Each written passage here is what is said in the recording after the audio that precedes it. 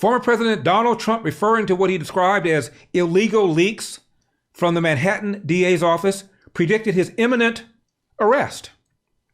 Now, this may or may not happen, but how many really thought the DOJ would raid Mar-a-Lago?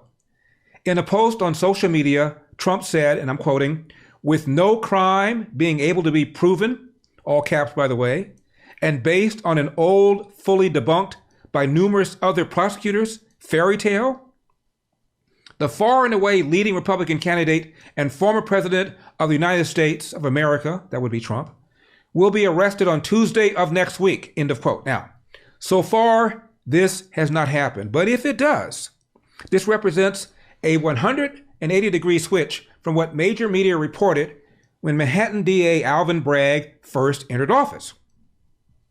Back in February 2022, two prosecutors described as leading the Manhattan DA's criminal probe of Trump resigned over Bragg's decision not to proceed with the case, as well as charges pertaining to Trump's business practices. Now, according to the New York Times, the new Manhattan DA, quote, indicated to them, referring to these prosecutors, that he had doubts about moving forward with the case, end of quote. CNN reported, quote, one person familiar with the investigation by the DA's office told CNN that Bragg appeared disinterested in his office's investigation into the Trump organization, end of quote. But then a former Manhattan Assistant DA, Mark Pomerantz, who resigned over the office's failure to prosecute Trump, wrote a book published in February called People versus Donald Trump, an Inside Account. Pomerantz asserted that Trump committed felonies, one of which is the $130,000 payment to former porn star Stormy Daniels. But in an NPR interview, he conceded the case has problems. Quote, I am not suggesting to you that there were no legitimate reasons to stand down. People could conclude that bringing the case and losing the case would promote enormous disrespect for the law, end of quote. Oh. But Bragg has apparently come down with an acute case of the second thoughts. On January 30, 2023, the New York Times reported, quote, the Manhattan DA's office on Monday began presenting evidence to a grand jury about Donald J. Trump's role in paying hush money, $130K, to a porn star during his 2016 presidential campaign, laying the groundwork for potential criminal charges against the former president in the coming months, according to people with knowledge of the matter, end of quote. Now, this is John Yoo, former Deputy Assistant Attorney General in the Office of Legal Counsel under President George W. Bush. Here, you have an elected DA, an elected Democrat in New York City, prosecuting not just a former president, but an active candidate for the presidency in the next election. This is unprecedented, has never happened before in the history of our country. And for what? As you said, Trey, for allegedly paying off someone for sex. This is a prosecution that was so flawed that the federal prosecutors in New York City looked at it and they dropped it. They decided not to go forward. And so you have to ask, as you said, Trey, is this an example of politicized prosecution? I have strong doubts whether this will ever get to a jury. I have strong doubts whether this will actually ever lead to the conviction of President Trump. He could easily get off all these charges and be declared innocent. Never happened before? And let's remember that Bragg owes his job to campaign contributions from George Soros. And Bragg, is soft on crime unless the crime is allegedly committed by Donald Trump. On his first day in office, New York District Attorney Alvin Bragg announced all the crimes he would not prosecute. The person elected as the top law enforcement official had a long list of laws he didn't respect enough to follow. He substituted his politics for the rule of law because that's what so-called progressive prosecutors do. And there was nary a word of dissent on the left. Felonies would be downgraded, serious cases dismissed or pled down, prison terms would rarely be solved. Alvin Bragg was a social engineer masquerading as a prosecutor. To some on the left, showing a photo ID to vote is anti-democratic, but apparently not a prosecutor who ignores the law. And yet, we have finally stumbled upon the one crime worth the full weight of Alvin Bragg's office. Forget about guns and robbery and acts of violence. What really gets his attention is paying someone to be quiet about sex. To be clear, Alvin Bragg will not prosecute people who pay for sex. That's one of the crimes he promised to ignore. To him, you can pay someone for sex in New York and get away with it. But God forbid you pay someone to be quiet about it afterwards.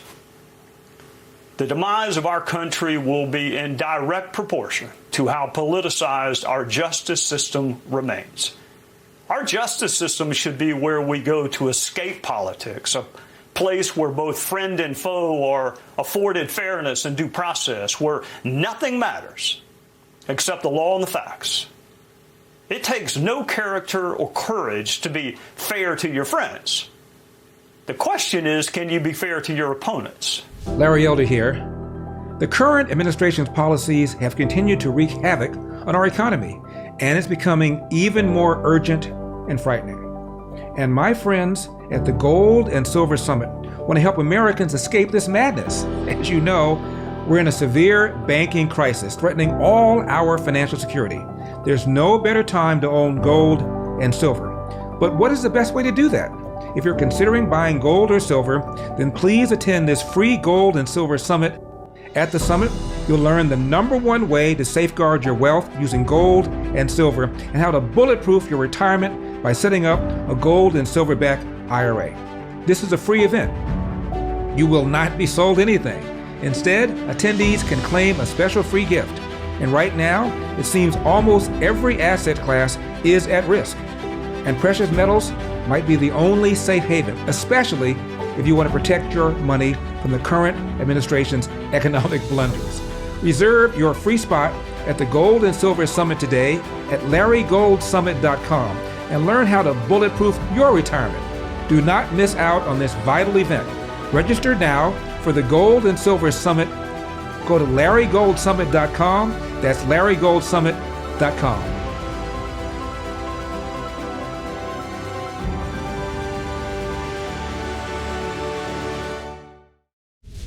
Now, how strong is Bragg's case? Even the New York Times, the Trump-hating paper, wrote the following, and I'm quoting them. A conviction is not a sure thing, in part because a case could hinge on showing that Mr. Trump and his company falsified records to hide the payout from voters days before the 2016 election. A low-level felony charge that would be based on a largely untested legal theory, end of quote. It also hinges on the testimony and credibility of one John Cohen, the former Trump lawyer, who pleaded guilty to and served time for 8 counts, including criminal tax evasion and campaign finance violations, for which, by the way, he was disbarred. As to the untested legal theory, falsifying business records is generally a New York State misdemeanor. Now, this poses a problem for the DA because the state misdemeanor statute of limitations is just 2 years. So what to do? Bragg argues that the falsification occurred to further a second crime, in this case, a federal campaign finance violation. So voila, this becomes a felony illegal campaign contribution with a 5-year statute of limitations. The argument is that silencing the porn star advanced Trump's presidential campaign as opposed to, say, advancing avoidance of personal embarrassment and damage to his marriage. Never mind, by the way, the payment came from Trump's personal finances. But even under this untested theory that provides the longer 5-year statute of limitations, time is still expired. But wait. The New York Times writes, and I'm quoting, New York law extends those limits to cover periods when a defendant was continuously out of the state, as Mr. Trump was while living in the White House or his home in Florida. In addition, during the pandemic, New York's statute of limitations was extended by more than a year, end of quote. Keep in mind that the Federal Elections Commission, an independent agency, voted 4-1 in 2021 to close its investigation, failing to find that Trump knowingly and willfully broke the same federal campaign finance law that Bragg now claims Trump violated. And what about the DOJ, you ask? Well, in July 2019, the Associated Press wrote, and I'm quoting, DOJ prosecutors revealed in a court filing this week they had closed their investigation into the campaign finance violations Cohen committed when he arranged payments to silence two women who made allegations against Trump. End of quote. Even a CNN legal analyst was dubious. So a couple things. One, the facts are old. They're 6 or 7 years old. And the star witness here in the form of Michael Cohen, Donald Trump's former attorney, has credibility issues, has been convicted of crimes. And so, to your point, Abby, as far as the strength of a case, it's certainly not the kind of slam dunk that many people would wish that it were.